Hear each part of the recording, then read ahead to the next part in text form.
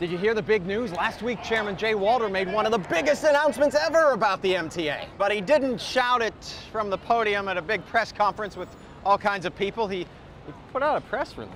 He's found the person to oversee cost-cutting efforts at the MTA. But wait, there's more. This person is going to be in charge of day-to-day operations at headquarters and communications. I guess you'll have to deal with me. But I'm not done.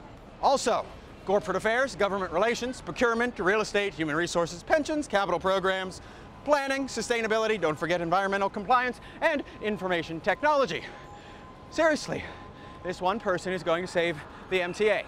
So who is this management superhero, the savior of New York City transportation?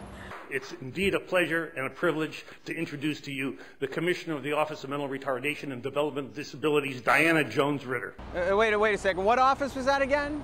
The Commissioner of the Office of Mental Retardation and Developmental Disabilities, Diana Jones Ritter. Yep, the new managing director at the Metropolitan Transit Authority is the current top boss at the New York State Office of Mental Retardation.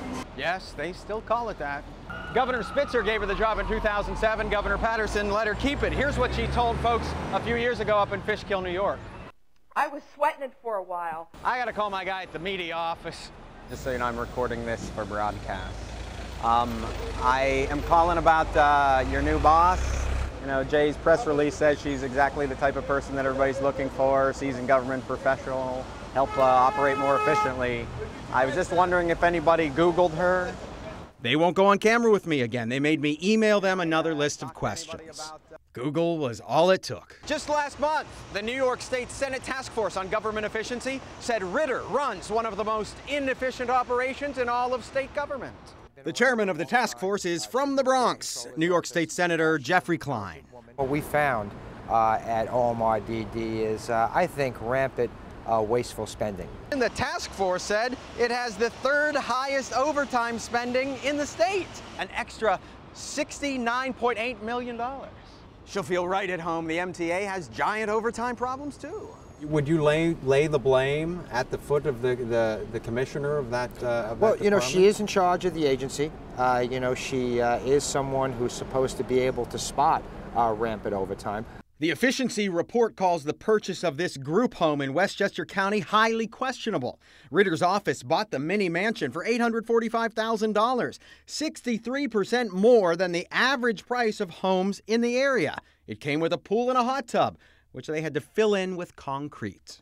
Remember, she'll be in charge of procurement, real estate, and human resources. I uncovered a report from the State Inspector General that criticized her for not giving clear direction to her employees about nepotism.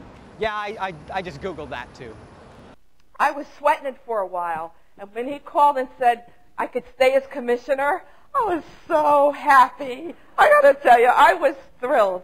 Ritter's husband was fired from his government job for running a consulting business on state time. Ritter told investigators she didn't know about it. She also added she and her husband had poor communications. Communications is a big thing for Jay Walter.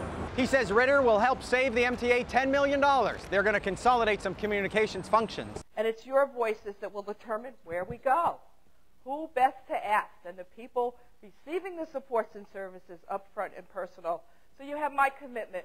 How about her paycheck? Diana Ritter Jones is getting a big one.